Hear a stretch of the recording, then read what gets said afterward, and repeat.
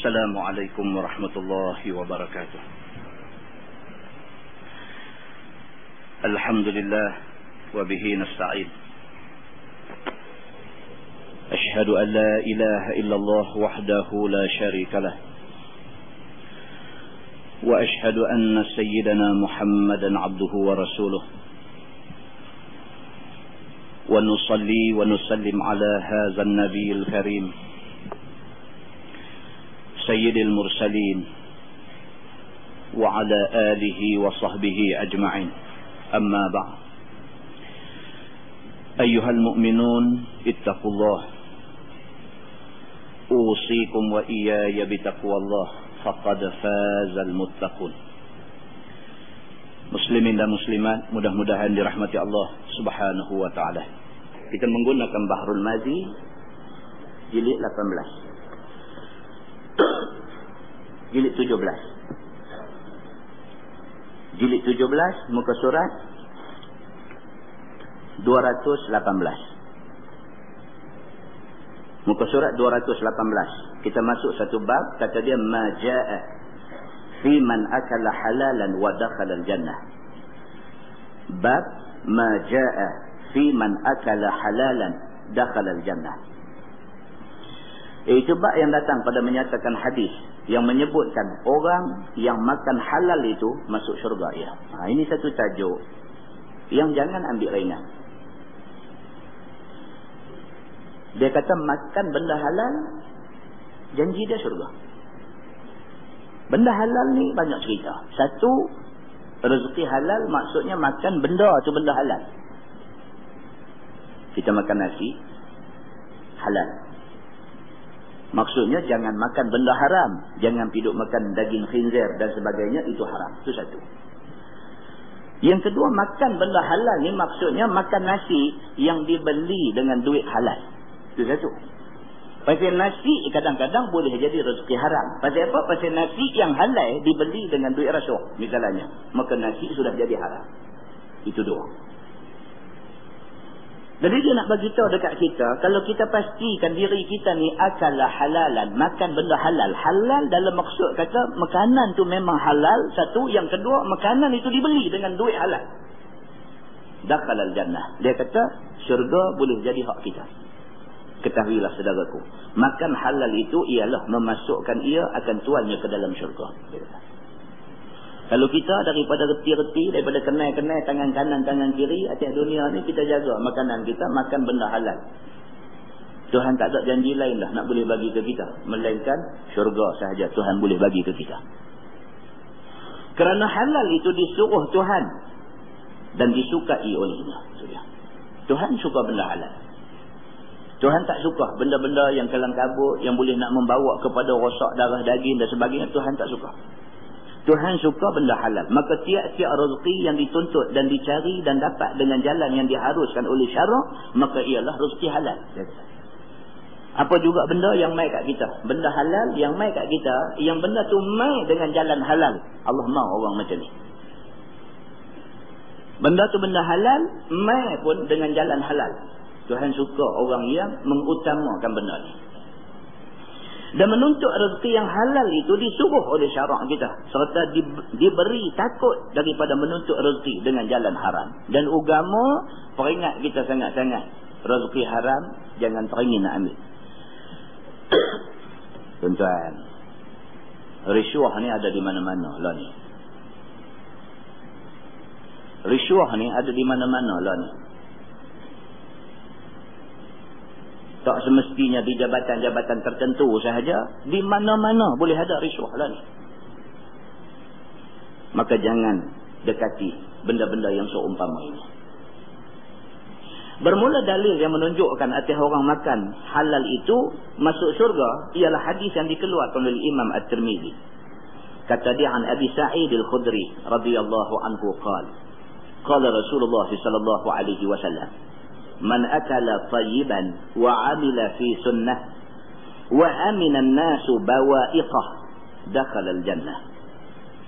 Diriwayatkan daripada seorang sahabat Nabi SAW, nama dia Abi Sa'id Al-Khudri radhiyallahu anhu. Kata dia, sabda Nabi SAW, barang siapa makan ia akan makanan halal dan beramal ia semacam di dalam sunnah, yakni jalan yang dinakal daripada Nabi, dan aman orang-orang daripada balak bencananya, yakni tidak dizalimnya orang, dan tidak dicarutnya orang, dan tidak dimakinya orang, dan tidak dilaknatnya orang, nescaya masuk syurga ia. Itu dia.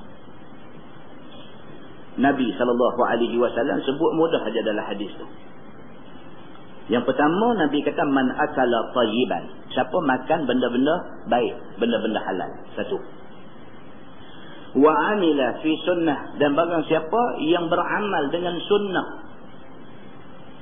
dia cari balik sunnah Nabi, betul-betul Nabi buat macam mana, dia cari balik. Kita lah ni tak cari, kita main turut aja. Sunnah betul-betul Nabi buat macam mana. Sunnah ni apa dia tuan-tuan? Sunnah ni apa yang Nabi buat, apa yang Nabi kata, apa yang Nabi ucapkan, apa yang Nabi takrir. Nabi membenarkan benda tu, Nabi tak bangkang bila sahabat buat. Semua ni menjadi sunnah Nabi. Kalau benda kita tidak sabit keterangan daripada hadis kata Nabi buat, tapi kemudian yang orang duk buat, itu bukan sunnah. Walaupun tak salah, tapi dia bukan sunnah. Bila bertembung amalan yang orang buat tapi tidak salah, tetapi tidak sunnah, maka lebih utama ikut sunnah.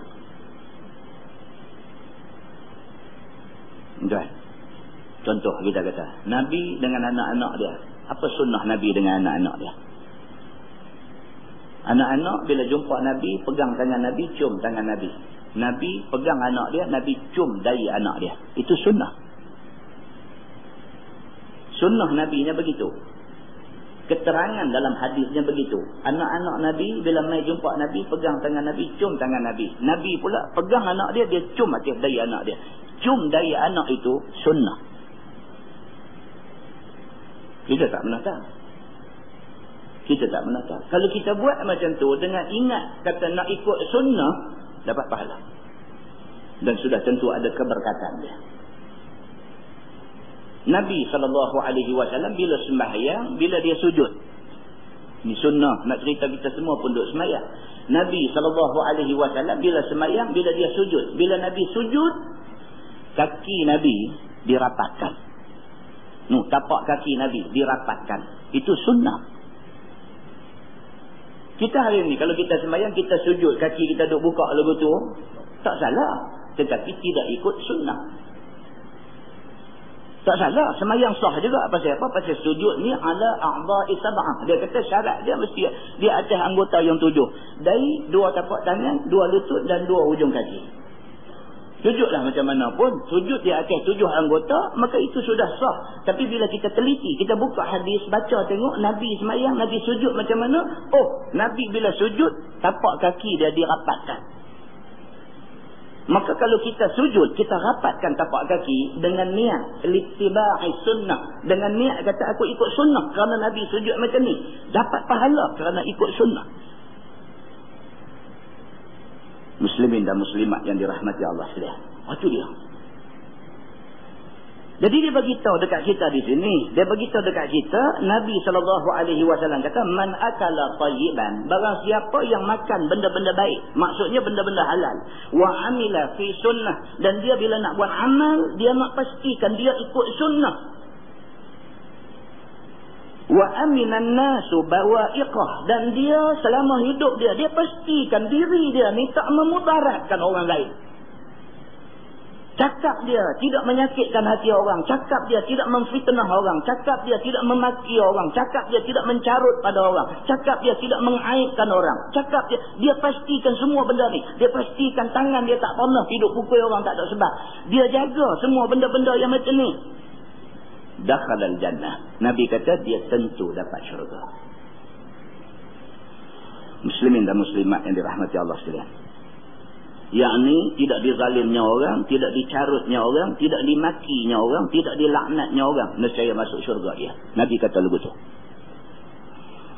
Apabila didengar orang sabda Nabi SAW yang demikian itu, lalu disahut oleh mereka itu. Orang sahabat bila dengar Nabi kata begitu, terpanggil mereka untuk nak bercakap dengan Nabi.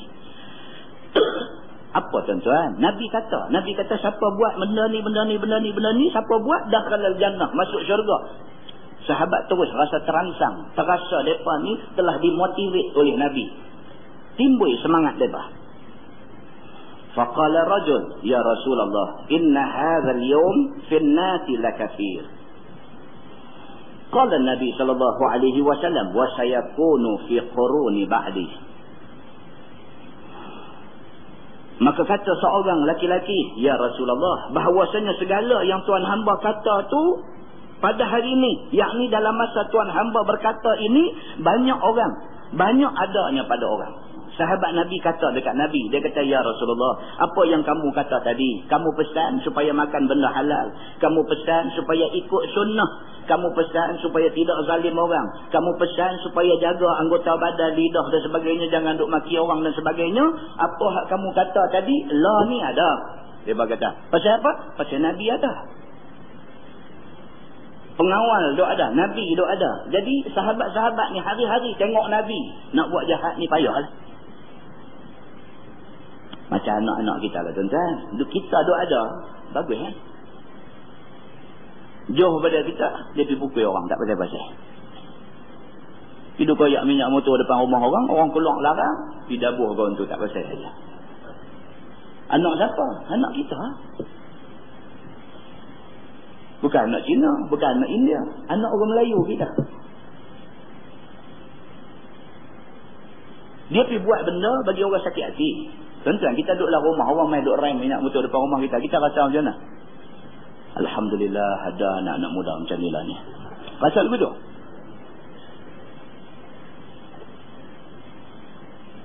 Kok kita lebih pada kawan hak kena ni. Kita dengar lagu tu, turun capai pelepah nyok tu, turun tegur. Sebab apa? Anak siapa? Anak kita lah. Muslimin dan muslimat yang dirahmati Allah sekalian.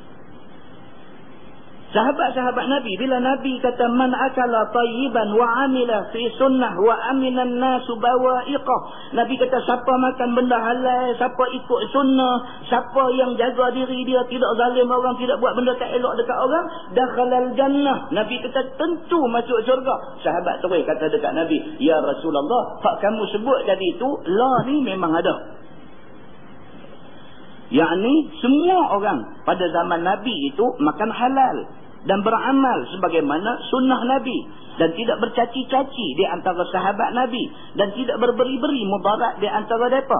Dan bila didengar oleh Nabi akan kata laki-laki itu demikian, lalu sabda Nabi, sesungguhnya sekarang ada ia seperti kamu kata itu. Nabi kata betul. Hak aku kata tu la senang-senang boleh tengok orang baik belaka hak ada zaman Nabi ni.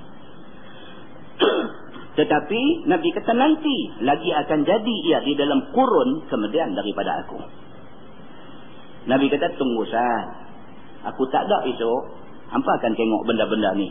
Berapa ramai orang yang nak makan benda halal, berapa ramai orang tak peduli halal haram. Nabi kata tunggu saat aku tak ada esok, hampa tengok berapa ramai orang yang betul-betul nak ikut sunnah aku, berapa ramai orang belah ikut suka.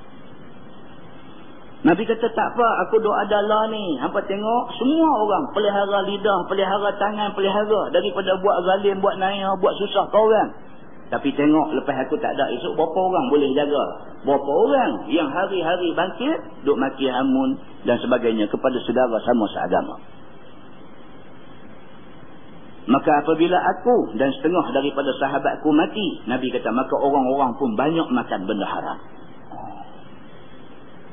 Nabi kata aku tak ada esok, tengoklah benda haram ni betul-betul membuka selera kebanyakan orang. Dia tahu benda tu haram, peduli apa. Begitu. Dan berbuat bid'ah, kamu boleh tengok berapa banyak amalan bid'ah berlaku dalam masyarakat esok ni. Masa ada aku buat macam mana aku buat, aku tak ada esok, tengoklah berapa banyak bid'ah sesat yang mereka nanti duk buat dalam masyarakat. Macam-macam doa adalah ni tuan-tuan. Baru ni majlis fatwa kebangsaan buat keluar satu fatwa tentang masalah ziarah kubur. Kan? Pasal apa? Pasal makin menjadi-jadi tentang amalan ziarah kubur ni, makin menjadi-jadi. Dengan pi tak lagi batu nisan, duk ambil kain putih, kain kuning, duk bungkus ikat dengan biji tasbih lah. Merepek. Tak kita nak tanya orang yang pi duk ambil kain putih, kain kuning, kain merah, kain apa pi duk belik di batu nisan ni, apa pasal dia buat tu? Tuan-tuan, kalau tak ada pasal nak buat apa? Dia pi buat tu kerana dia ada percaya satu benda. Dia percaya ni, pi balut ni apa, dia ada kepercayaan. Yang kepercayaan itu tidak sabit daripada Quran dengan hadis. Bawa ayam mawar pi duk jual kepala kaki, kaki kepala, kepala kaki. Pasal apa dia duk pi buat tu? Ada ke tak ada pernah jumpa satu hadis Nabi suruh pi duk jual ayam mawar atas kubur? Amalan tu menjadi-jadi. Banyak kalau nak cerita. Majlis Fatwa Kebangsaan baru ni, dekat-dekat sebelum raya baru ni keluar satu fatwa bagi tahu tentang adab ziarah kubur. Bukan apa nak perbetul balik yang tak betul tak betul ni. Benda ni tuan-tuan, seorang tambah sikit, seorang tambah sikit, seorang tambah sikit, dia tambah tu dia ingat nak bagi cantik. Dia tak tahu dia tambah tu membawa kepada kepercayaan yang salah. Muslimin dan muslimat yang dirahmati Allah sekalian. Nabi kata kamu akan tengok selepas wafat aku, selepas tak ada sahabat-sahabat aku, orang banyak makan haram, orang banyak buat bid'ah dan berberi mudarat sama-sama Islam. Nabi kata kamu akan tengok sama-sama orang Islam pergi semayang satu masjid apa semua, pergi Mekah sekali naik satu kapal terbang dan sebagainya. Hang maki aku maki hang. Hang perosak aku perosak hang. Aku aibkan hang aibkan aku. Akan berlaku keadaan ini. Semayang sama-sama menghadap Kaabah, habis semayang sama-sama buka Quran. Ujung tahun sama-sama pergi umrah, sama-sama naik kapal terbang pergi buat haji sekali dan sebagainya. Di Mekah duduk satu bilik hotel. Balik main, kita jatuhkan maruah dia. Dia dengar, dia jatuhkan maruah kita. Islam suruh kan macam ni? Muslimin dan muslimat yang dirahmati Allah SWT. Kata At-Tirmidzi bermula ini hadis gharib. Tiada kami ketahui akan dia melainkan daripada ini wajah. Dan meriwayatkan oleh Al-Hakim dan berkata ia sahihul isnad. Al-Hakim kata hadis tadi dari segi isnadnya sahih. Masalah menuntut rezeki halal itu wajib ia atas tiap-tiap orang Islam. Wajib. Hukum kita cari rezeki halal ni, hukum dia wajib. Bermula dalil yang menunjukkan yang demikian ialah hadis Nabi SAW. Kata dia an Anas bin Malik radhiyallahu anhu. An Nabi SAW qala talabul halal wajib ala kulli muslim. Diriwayatkan oleh seorang sahabat Nabi SAW namanya Anas bin Malik radhiyallahu anhu.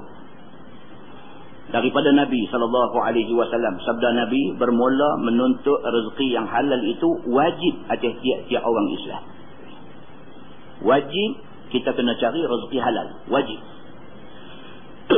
Meriwayatkan hadis ini oleh At-Tabrani di dalam kitabnya Al-Awsat.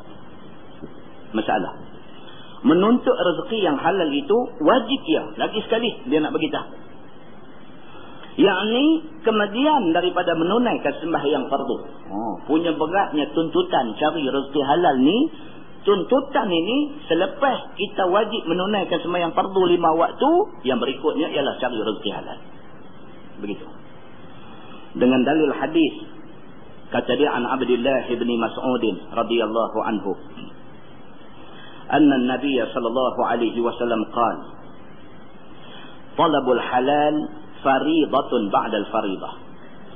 Diriwayatkan kepada seorang sahabat Nabi SAW, nama dia Abdullah bin Mas'ud radhiyallahu anhu, bahwasanya Nabi SAW bersabda ia bermula menuntut rezeki yang halal itu satu fardu yang dikerjakan kemudian daripada menunaikan sembahyang fardu 5 waktu. Sembahyang ni beratlah tuan-tuan. Sembahyang ni kalau tidak Nabi tidak kata al-farqu bainal muslim wal kafir tarku salat. Nabi kata beza Islam dengan kafir ialah meninggalkan sembahyang. Kalau tak sembahyang tak ada beza.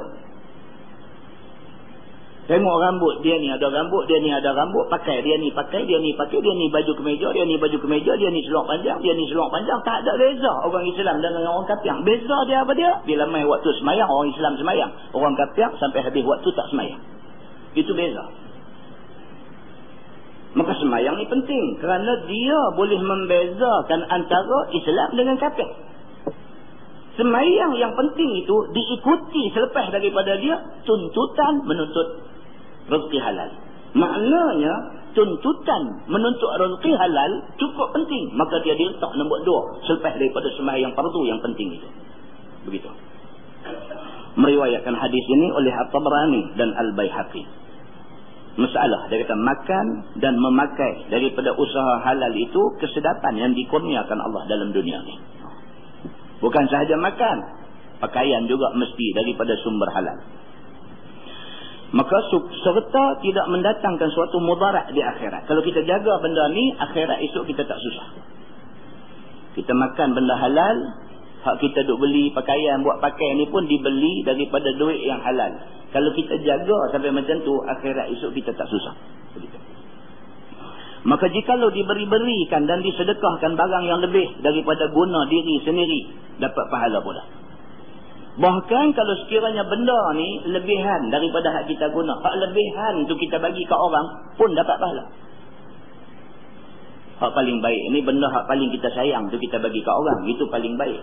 Kalau kita tak mau bagi benda hak paling kita sayang, hak lebih-lebih hak kita tak mau dah tu baru kita bagi, pun dapat pahala. Bukan kata tak dapat pahala. Begitu. Demikianlah tersebut di dalam hadis kata dia an Abi Sa'id Al-Khudri radhiyallahu anhu an Rasulillah sallallahu alaihi wasallam annahu qala ayyuma rajulin iktasaba malan min halal fa at'ama nafsahu aw kasaha faman dunihi min khalqillah kana lahu bihi zakah. Diriwayatkan daripada seorang sahabat Nabi sallallahu alaihi wasallam, nama dia Abu Sa'id Al-Khudri radhiyallahu anhu. Daripada Nabi sallallahu alaihi wasallam sabda ia, mana-mana laki-laki yang dapat harta daripada pencarian yang halal, maka memakan ia akan dirinya ataupun memakai ia akan dirinya, kemudian kepada orang lain daripadanya, daripada makhluk Allah, nescaya adalah baginya zakat, yakni sedekah dengan dia. Nabi SAW kata, siapa yang kerja halal dan dapat rezeki halal. Dengan rezeki halal itu dia beli makanan dan dia beli pakaian untuk nak buat makan dan nak buat pakai dia dan orang-orang lain. Pahala yang Allah bagi kat dia sama macam pahala keluar zakat yang fardu. Begitu. Meriwayatkan hadis ini oleh Ibnu Hibban di dalam kitab sahihnya. Tajuk baru dia kata bab ma jaa fil a'mal lillahi ta'ala. Ni pula dia nak masuk satu bab. Itu bab yang datang pada menyatakan hadis yang menyuruh beramal segala amal itu kerana Allah. Ni pula dia nak mai satu tajuk. Dia kata kita ni buat apa pun biarlah kerana Allah. Amalan kita ni kadang-kadang bercampur, tuan-tuan. Kadang-kadang kita buat betul-betul kerana Allah. Kadang-kadang kita buat ni kerana Allah, tapi di samping kerana Allah ada kerana benda lain. Ada, saya kita nanti baca tengok macam mana keterangan dia. Ketahuilah saudaraku, bermula amal kerana Allah itu maknanya ialah diperbuat kerana menjunjung suruh Allah. Kita buat ni kerana Allah suruh. Kita duduk main semayang di masjid. Kerana apa? Awal-awal kita jawab kerana Allah. Orang kata kat kita tak pernah nampak pun ni, baru dalam seminggu ni nampak main. Pasal saya nak kenuri dalam 2 minggu depan. Tak ni tak main, mereka kata tak masyarakat kenuri saya daripada hati pula. Nampak? Serampang 2 mata. Main kerana Allah. Sambil-sambil tulang dia lah. Kerana apa? Tak ni tak main, mereka kata apa pula. Nak main. Habis-habis kenuri, habis dengan dia sekali. Benda ni boleh jadi, dia kata. Kita tengok dia nak kata apa. Maka apabila seseorang itu beramal ia kerana menjunjung suruh Tuhan, maka ialah amal ini yang dipuji oleh syarak. Kalau dia buat ni betul-betul kerana Allah, pahala cukup tinggi. Nampak pergi haji kan kata? Pergi haji. Tak usah apa yang duduk tak duduk teringat nak pergi haji. Orang tanya. Kita kata tak boleh lah Tuhan perintah suruh pergi. Kena pergi ya. Nampak kerana Allah. Betul kan nak pergi pasal itu? Dah lah mereka pun duk kata macam-macam dah kat aku. Lepas tak duit ada cukup dah tak pergi lagi. Payah tak pergi pun dengan mereka duk kata. Kerana Allah. Pergi haji kerana Allah. Tapi satu lagi apa dia? Tak pergi pun tak tahan mereka duk kata. Dia dah jadi serampang dua mata. Nampak? Tuan-tuan, oleh kerana itu tajuk kita baca ni susah tuan-tuan. Susah. Ni yang kata kita nak buat benda-benda ni kita nak betul-betul ambil dia letak atas landasan kerana Allah ni. Bukan senang. Nampak duk mengajar siang malam ni. Siang dah mengajar sekolah dah. Malam lepas maghrib ada kuliah maghrib, kuliah bulanan pula. Habis sembahyang Isya ceramah pula satu lagi tang mana ke? Nampak dakwah kuat ni. Okeylah Allah suruh berdakwah ni. Kerana Allah. Sambil-sambil tu side income dia kata. Ada tak tuan-tuan? Na'udzubillah min zalik. Yang tahu benda ni Allah dengan tuan tubuh tu aja yang tahu. Jadi kita nak letak diri kita duduk atas landasan tu. Atas landasan kerana Allah semata-mata tu. Susah, tuan-tuan. Susah. Dalam duk jaga, dalam duk kontrol tu nak bagi aku ni biar kerana Allah. Aku tak mau esok di hari akhirat esok. Bila buka-buka buku tua aku. Tengok-tengok tak ada pahala di sisi Allah. Tak mau yang tu. Punya duk jaga pun nak duk jaga pun. Dia lintas dalam hati. Muslimin dan muslimat yang dirahmati Allah sekalian. Nampak mengaji macam tak tahu jemu ni.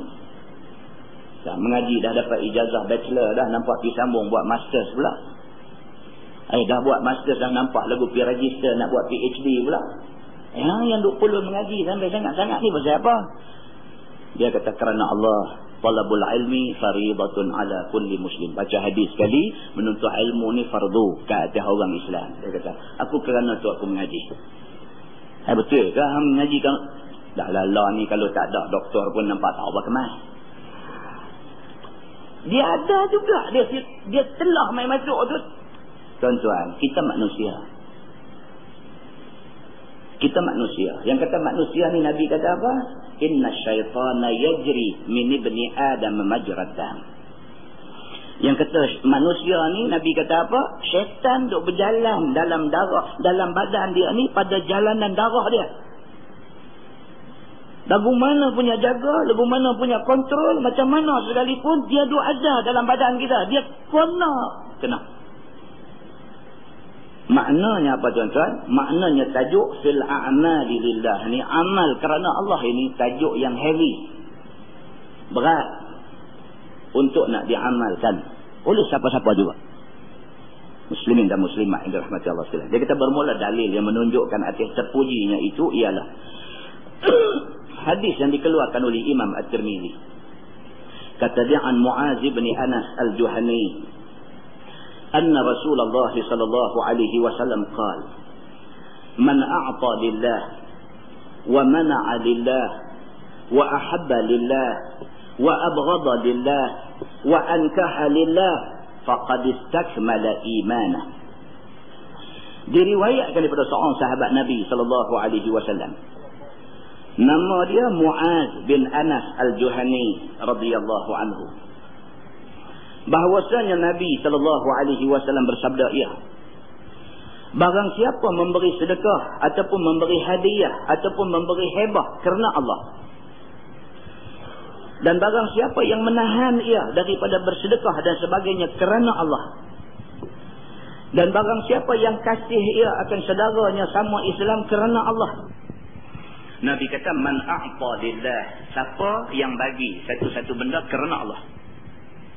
Bagi ini dia ada banyak tuan-tuan. Satu bagi atas jalan sedekah. Satu bagi atas jalan hadiah. Satu bagi atas jalan hebah. Satu bagi atas jalan pesaka. Satu bagi ini dia ada banyak cerita bagi ini. Bagi atas jalan sedekah, maksudnya satu orang bagi kepada satu orang yang miskin, yang fakir. Maka pemberian dia dipanggil sedekah. Kita tak boleh pergi bagi satu benda dekat orang kaya, kita kata ni saya sedekah. Tak boleh. Sebab dia orang kaya, dia tidak layak menerima sedekah. Orang kaya, kita bagi kat dia, kita bagi hadiah. Kita bagi sebagai tanda kata kita hormat dia. Dia tak layak terima sedekah sebab dia dah cukup, bahkan lebih daripada kita lagi. Jadi kita bagi kat dia tu kerana hadiah, kerana kita sayang dia, kita suka kat dia, kita nak bagi ke dia. Maka bagi itu hadiah. Bagi sebagai tanda kata kita hormat, kita sayang dia. Hebah. Hebah ni bagi kat siapa-siapa saja. Bagi lagu tu hebah. Tak kira bagi apa pun, bagi sedekah ke, bagi hadiah ke, bagi hebah ke, kalau kita bagi tu kerana Allah, tinggi ganjaran di sisi Allah. Wa mana'a lillah, kalau kita menegah, kita menahan, kita tak bagi kepada satu orang, kita tak bagi kerana Allah, tak bagi pun dapat pahala. Pasal apa kita tak bagi kat dia? Pasal kita tahu dia ni kalau dapat duit ni kat dia pergi tikam ekor. Kita tahu dah memang dia ni kerja tikam ekor. Wah, kita dia abang kata dia nak makan duit tak ada dan sebagainya, minta duit kat kita. Kita boleh bagi kalau kita nak bagi, tapi kita tak mau bagi. Pasal kita tahu dia ni kalau dapat duit bukan dia nak makan, dia pergi tikam ekor. Lebih daripada tikam ekor tu baru dia beli Maggi makan. Maka kita tak mau bagi kat dia kerana Allah, kerana kita tak mau dia pergi duk rosak ni. Juga dapat pahala. Pasal apa? Pasal kerana Allah. Begitu. Wa ahabba lillah, kita sayang dekat dia. Kita sayang dekat dia pasal apa? Bukan pasal comel dia, bukan pasal segak dia, bukan pasal harta dia. Kita sayang kat dia kerana Allah. Kerana dia kita nampak dia buat kerja yang Allah suruh. Dia dah buat kerja tu, maka kita sayang kat dia. Kita sayang dia kerana Allah.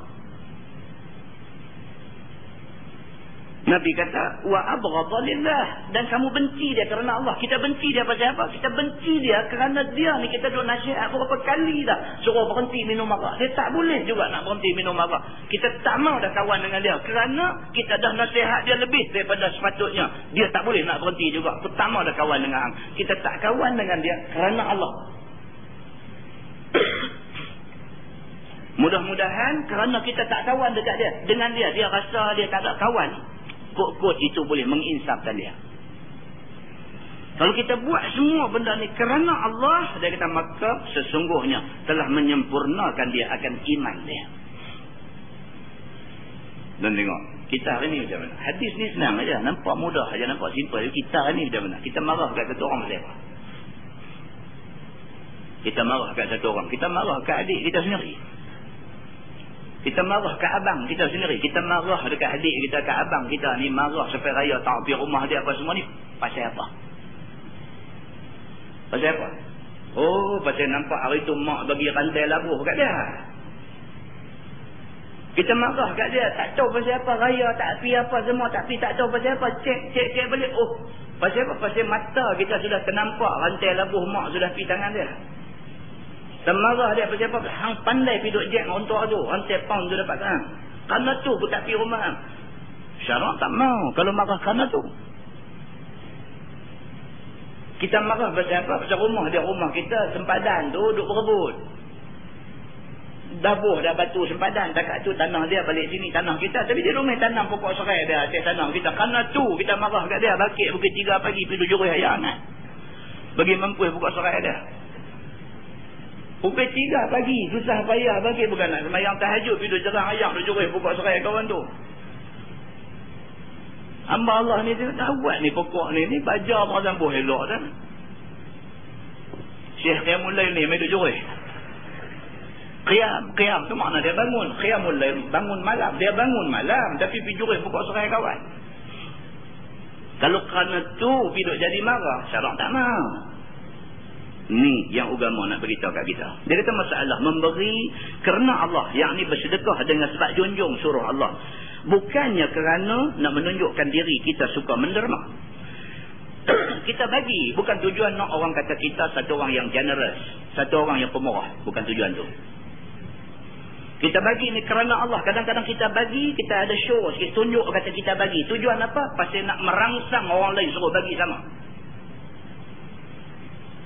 Macam Macam sahabat Nabi. Nabi duk baca ayat tentang sedekah dan sebagainya. Duk baca ayat, baca-baca. Satu orang sahabat dah tak boleh tahan. Terus bangkit dalam majlis. Ada dibangkit. Ya Rasulullah, aku ada satu kebun korma yang aku cukup sayang. Nama kebun korma tu Bayruha. Duk ada arah ke depan. Arah mihrab. Arah kiblat Masjid Madinah. Ya Rasulullah, hak tu aku sedekahkan. Aku infak. Fi sabilillah. Dia bagi bercakap di depan orang tu bukan kerana dia nak tunjuk kata dia ada duit. Bukan kata nak tunjuk kata dia ni beriman sangat. Tapi tujuan dia bangkit tu apa? Untuk nak merangsang orang lain. Supaya orang lain pun bagi sama. Maka dia bangkit tunjuk tu kerana Allah. Kerana nak supaya orang lain pun pakak-pakak berebut nak bagi juga.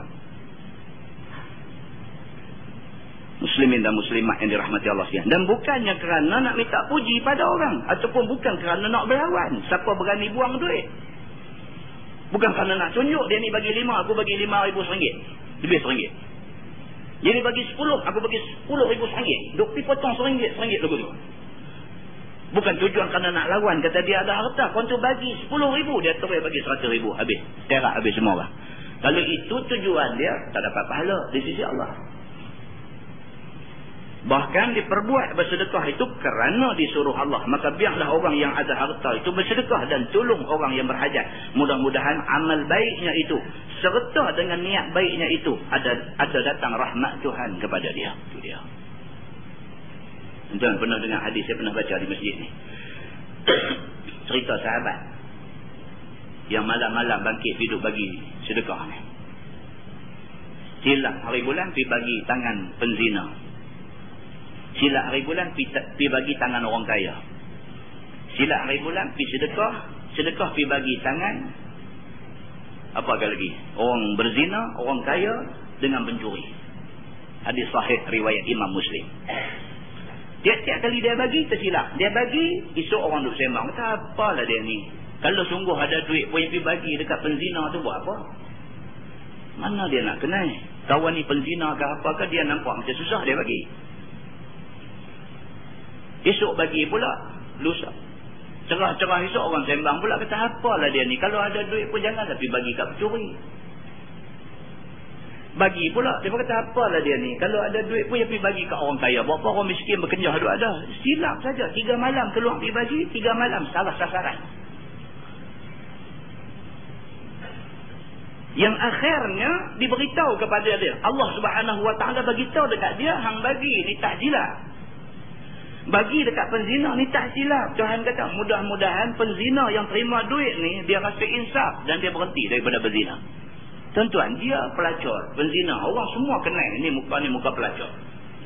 Tak ada satu manusia pun yang pandang dia dengan pandang kesian ni. Melainkan orang pandang dia dengan pandang jijik, kira tak mahu nak dunia dengan dia.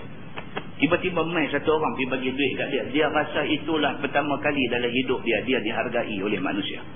Mana nak tahu dengan kerana dia terima benda tu ayak mata merambu meleleh. Ada lagi orang yang kesian kat dia. Orang yang menghargai dia. Orang yang tahu hormat dia.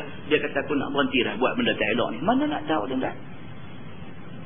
Tuan-tuan, kita lagi tak mati. Kita tak boleh cakap besar.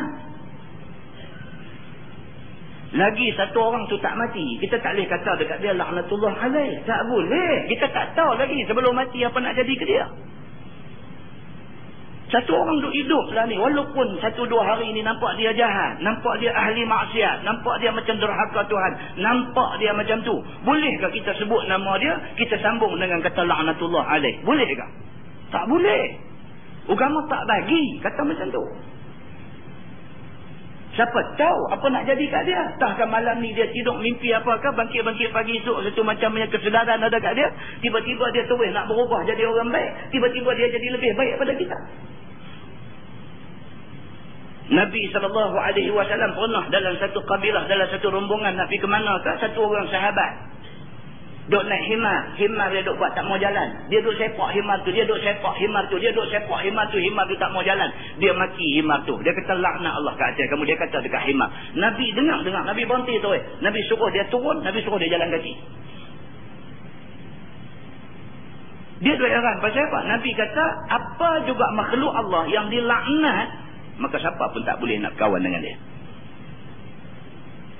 Firaun mati dalam keadaan derhaka Allah, ditenggelam dalam Laut Merah dalam keadaan derhaka Allah. Maka Firaun yang dah mati dalam keadaan derhaka Allah tu kita sebut Firaun laknatullah alaih.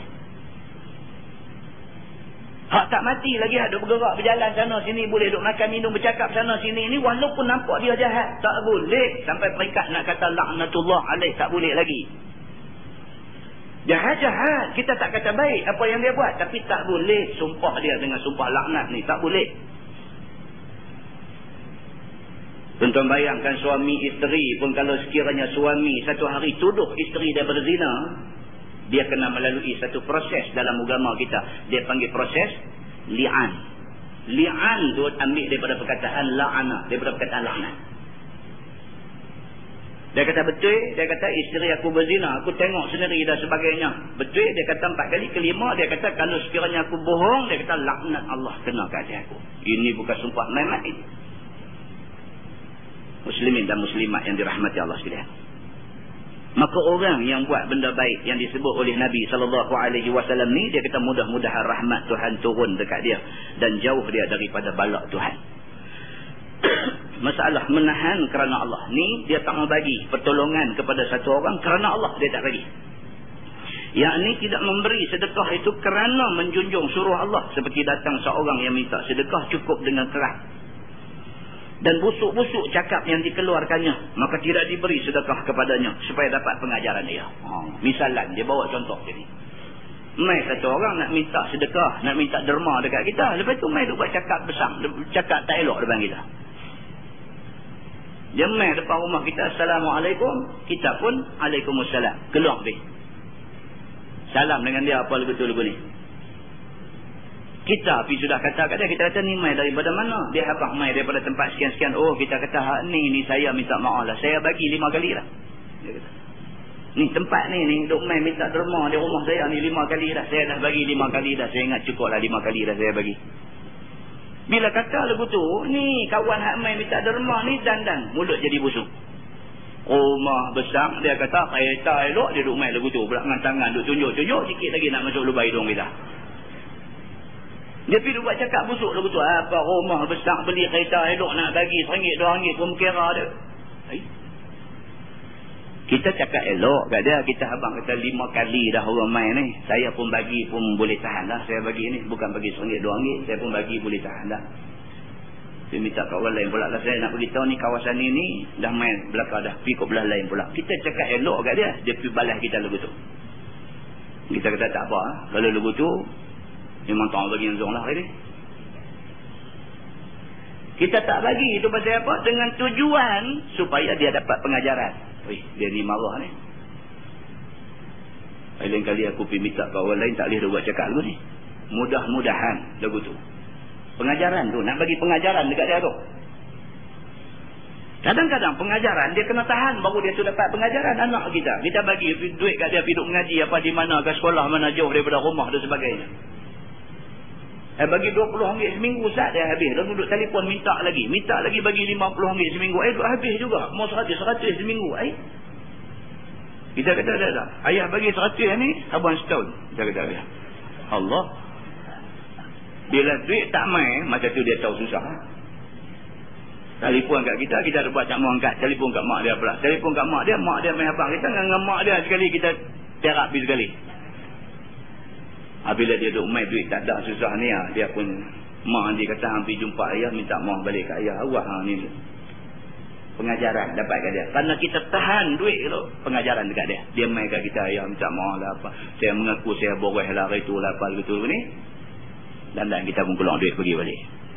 Tapi kita kata jaga duit ni wang ihsan. Kita kata. Bagus. Muslimin dan muslimat yang dirahmati Allah sekalian.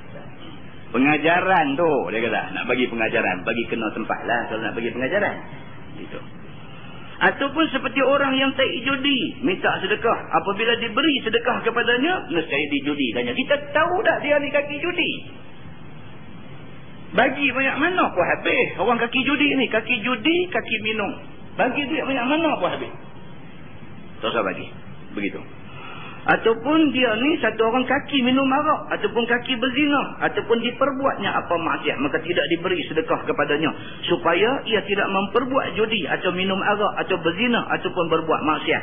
Maka ditahan, yakni tidak diberi sedekah kepadanya itu, disuruh syarak oleh kita kerana menolakkan dirinya daripada jahat maksiat itu. Kita tak bagi itu kerana Allah.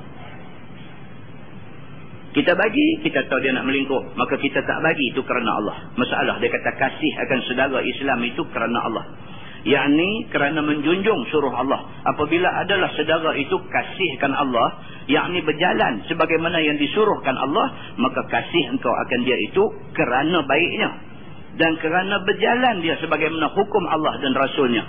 Bukannya kasih akan dia itu kerana hartanya, kalau dapat ditumpang akan dia. Kita kawan dengan satu orang, biar jelas pasal apa. Kalau kita kawan baik dengan dia pasal apa, kita duduk tahu dia ni anak tak ada, harta banyak. Aku duduk baik dengan dia ni, dia pun depan banyak orang dah dia duduk cakap. Dia kata ni, dia ni macam adik saya, dia ni macam anak saya. Kita lagu duduk show, nampak ada chance, kita kata.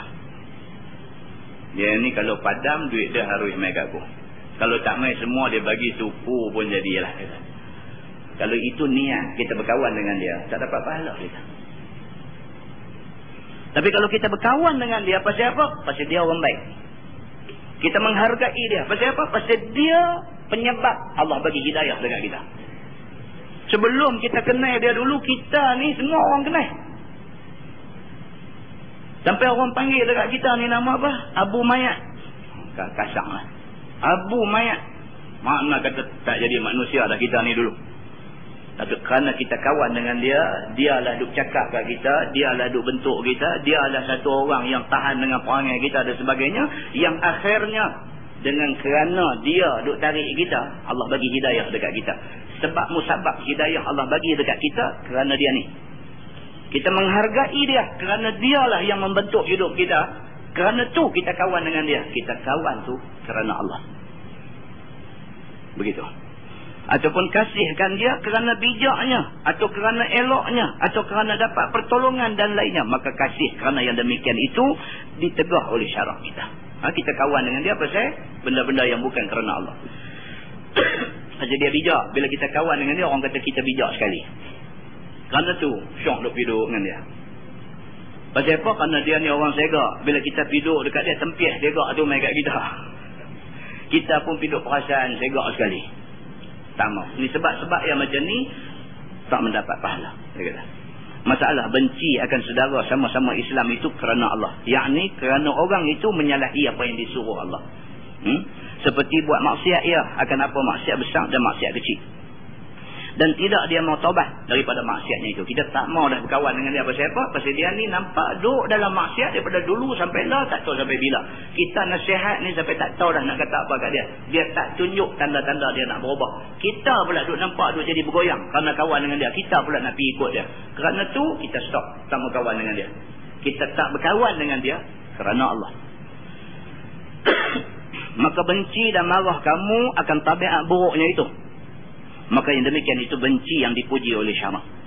Dan ada pun jikalau benci kamu kerana saudara itu, akan saudara itu kerana dia tak mau menurut seperti kehendak yang berbetulan dengan hawa nafsu kamu, maka iaitu benci yang ditegah oleh syarak. Kalau kita tak mau kawan dengan dia pasal apa? Pasal kita ajak dia pi selatan tai kerana tak mau puasa. Dia tak mau ikut kita. Kerana tu kita tak mau kawan dengan dia. Tak dapat pahala. Kita tak berkawan dengan dia pasal apa? Pasal kita jenis kaki nak pergi minum, nak pergi mabuk, dia naik kelas. Kita ajak dia, dia tak mau ikut. Kerana tu kita tak mau kawan dengan dia. Tak dapat pahala. Tengok dia kata sebab macam mana. Masalah kasih akan Allah dan benci kerana Allah itu yang terlebih utama iman. Sebagaimana tersebut dalam hadis, datang riwayatnya. Kata dia an Muaz bin Anas radhiyallahu anhu annahu sa'ala Rasulullah sallallahu alaihi wasallam an afdalil iman. قال أن تحب لله وتبغض لله وتعمل لسانك في ذكر الله. قال وماذا يا رسول الله؟ قال وأن تحب للناس ما تحب لنفسك وتكره لهم ما تكره لنفسك. Maksudnya diriwayatkan daripada seorang sahabat Nabi, Muaz bin Anas radhiyallahu anhu. Telah bertanya dia kepada Nabi SAW daripada yang terutama iman itu apa ya? Muaz bin Anas tanya Nabi, iman hak paling baik ni apa? Sabda Nabi bahawasanya engkau kasih kerana Allah dan engkau benci kerana Allah. Nabi kata iman yang paling baik itu ialah kalau kamu suka dekat satu orang kerana Allah, kamu tak suka pun kerana Allah. Engkau amalkan lidah engkau pada zikrillah. Iman yang paling baik ialah lidah ni sentiasa duk berzikir. Duk saja-saja baca subhanallah, subhanallah, subhanallah, subhanallah. Nak buat kot lagu ke apakah, subhanallah walhamdulillah. Buatlah macam mana pun, janji lidah berzikir pada Allah. Tuan-tuan boleh bayang tak Nabi Muhammad SAW dalam hadis, Nabi Muhammad manusia yang Allah ampun dosa dulu, dosa kemudian. Dosa hak tak buat lagi, Tuhan kata ampun dah. Nabi Muhammad yang maksum tu. Nabi Muhammad tu amalan dia tiap-tiap kali nak tidur baca qul huwallah, baca qul a'udzu birabbil falaq, baca qul a'udzu birabbin nas. Nabi baca di tapak tangan, Nabi buat isyarat macam ludah. Lepas tu Nabi sapu daripada ujung rambut, ujung tangan, satu badan sampai ujung kaki. Seumur hidup Nabi tak tinggal amalan tu. Kita ada buat bismillah pun tak ada, punya mengantuk. Nak tidur ni bismillah pun tak ada. Cakap agama ni usah kira lah. Pam cakap agama sampai orang berasa silap lah duduk dengan dia ni. Nak bangkit tak boleh. Punya duk bersyarah agama tu, bangkit sunnah Nabi sikit tu dia tak boleh buat. Mengantuk ni nak tidur, pipi tak kepala dia. Bismillah pun tak ada. Nabi SAW macam tu. Aisyah radhiyallahu anha, Aisyah isteri Nabi, dia sakit. Bila dia sakit, dia pinjam tangan Nabi. Aisyah pinjam tangan Nabi, Aisyah baca qul huwallah, baca qul a'udzu birabbil falaq, baca qul a'udzu birabbin nas. Aisyah buat isyarat macam ludah di tangan Nabi. Aisyah ambil tangan Nabi, sapu seluruh badan dia. Satu, hak buat tu sunnah Nabi. Yang kedua, nak ambil berkat tangan Nabi. Tuan-tuan, macam mana tu isteri Nabi, sahabat-sahabat Nabi lebih lagi. Anas bin Malik, sahabat Nabi. Dia khadam Nabi 10 tahun. Bila Nabi potong rambut, mai orang yang kerja potong rambut Nabi ni, nak potong rambut Nabi, duk sikat rambut Nabi. Bila sikat tu, kalau ada rambut Nabi luruh, Anas tangkap.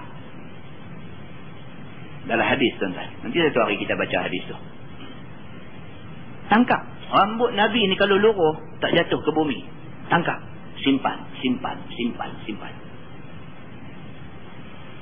Bila Nabi wafat, Anas, tuan-tuan, umur sampai 100 tahun. Ya. Anas ni mati umur 100 tahun. Anas bin Malik bila Nabi dah wafat dah, sahabat-sahabat ni banyak duk main kat dia. Pasal sahabat tahu dia khadam Nabi 10 tahun. Mai duk tanya Anas, apa benda lah satu cerita ke hang boleh cerita dekat kami pengalaman hang hidup dengan Nabi, apa benda yang Nabi pernah bagi tahu kat hang, tolong bagi tahu dekat apa benda yang Nabi pernah bagi kat hang bagi.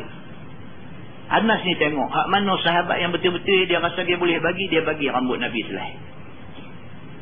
Tuan-tuan, yang kata Nabi Muhammad SAW ni keberkatan seluruh tubuh. Sepakat jumhur ulama mengatakan seluruh juzuk tubuh badan Nabi ni ada keberkatan dia. Anas bin Malik sampai hari dia wafat, rambut Nabi hak tinggal kat dia selai aja, hak lain bagi kat orang habis. Dia pesan dekat orang, kalau aku mati, kafankan aku bersama rambut ini. Muslimin dan muslimat yang dirahmati Allah sekalian. Itu dia. Maka tidak heran Aisyah radhiyallahu anha bila sakit dia pakai tangan Nabi. Baca, muih, sapu di tangan dia. Muslimin dan muslimat yang dirahmati Allah sekalian. Masalah dia kata kasih kerana Allah dan benci kerana Allah Subhanahu wa taala. Dia kata maksudnya diriwayatkan oleh seorang sahabat Nabi SAW, Muaz bin Anas radhiyallahu anhu, bahawasanya telah bertanya dia kepada Nabi SAW daripada yang terutama iman. Sabda Nabi bahawasanya engkau kasih kerana Allah, engkau benci kerana Allah, engkau amalkan lidah engkau dengan zikrullah. Kata Muaz, dan apa ia ya Rasulullah? Dia tanya apa lagi ya Rasulullah? Selain daripada mulut sentiasa zikir ni apa lagi? Sabda Nabi iaitu bahawa engkau sukakan bagi orang-orang itu akan barang yang kamu suka bagi dirimu, dan engkau benci bagi orang-orang itu akan barang yang kamu benci bagi dirimu. Telah meriwayatkan hadis ini oleh Imam Ahmad bin Hanbal. Nabi kata satu lagi apa dia? Hang suka orang buat apa ke hang buat ke orang. Tuan-tuan, kita suka orang buat apa ke kita? Kita suka orang hormat kita. Kita kena hormat orang lah. Apa kita tak suka orang buat kat kita? Kita tak suka orang maki kita. Kita tak suka orang fitnah kita. Kita tak suka orang aibkan kita. Kita tak suka orang dedahkan benda-benda yang menjadi kelemahan diri kita. Kalau itu kita tak suka, kita jangan duduk maki orang. Kita jangan duduk aibkan orang. Jangan duduk buka kelemahan orang. Nabi kata orang yang imannya sempurna ialah orang yang apa yang dia suka orang buat kat dia, itu dia buat kat orang. Apa yang dia tak suka orang buat kat dia, dia tak buat kat orang. Ini orang iman dia sempurna. Nabi kata. Kita boleh macam tu tuan-tuan. Itu dia. Bila baca ayat Quran, bila baca hadis Nabi, Quran dengan hadis Nabi ni cermin kita. Bawah depan tengok diri kita. Kita ada dah duk ikut ni. Hak Nabi duk kata banyak-banyak dalam hadis ni, ada tak kita duk ikut? Kita hak paling syok apa dia? Cerita aib orang paling kita syok. Duk di masjid pun cerita aib orang. Apatah lagi duduk tepi jalan, apatah lagi duduk kedai kopi. Duduk di masjid pun kita duduk cerita aib orang. Buka aib pun tu cerita, malukan dia cukup-cukup. Kita ikut sunnah Nabi ke? Apa yang kita buat tu? Muslimin dan muslimat yang dirahmati Allah SWT. Ini Islam. Islam agama yang nak suruh kita jadi baik. Kemudian dia kata masalah kasihkan orang, yakni sukakan bagi orang-orang itu akan apa yang engkau sukakan bagi dirimu daripada macam-macam kebajikan dan berbagai-bagai kebaikan, dan engkau jauhkan segala kejahatan dan kemudaratan daripada mereka itu sebagaimana engkau simpangkan dia daripada dirimu. Maka keterangan bagian tersebut itu boleh dengar pesan Sayyidina Imam Ali bin Abi Talib karramallahu wajhah bagi anaknya Sayyidina Al-Hasan dengan katanya, ya anakku, jadikanlah dirimu itu neraca pada barang yang antara dirimu dan antara orang-orang lain. Itu dia. Sayyidina Ali pesan dekat anak dia, Sayyidina Hasan. Dia kata, apapun diri kita, jadikan neraca penimbang. Apa kita suka kat kita, itu kita buat kat orang. Apa kita tak suka orang buat kat kita, kita jangan buat dekat orang. Itu maksud dia. Buka muka surat sebelah. Masalah dia kata berkahwin kerana Allah, yakni berkahwin kerana menjunjung suruh Allah supaya terpelihara dirimu daripada berzina dan jauh kamu daripadanya sebagaimana firman Allah. Wallahu a'lam. Lepas ni kita sambung. Lepas ni dia akan masuk pula tajuk, dia kata berkahwin pun biarlah kerana Allah. Kalau kita berkahwin ni kerana Allah, kebaikan akan menyelubungi hidup kita. Lepas ni tuan-tuan dia akan bawa main banyak contoh-contoh yang apabila kita baca kita akan takut. Contoh-contoh tentang cerita ikhlas beramal kerana Allah. Tajuk ni saja dia ada 13 muka surat. Nak suruh ikhlas kerana Allah ni saja dia ada 13 muka surat. Dan cerita dia agak berulang-ulang. Nanti bulan depan insya-Allah kita tengok yang mana perlu baca, yang mana yang ulangan kita tak perlu baca. Wallahu a'lam.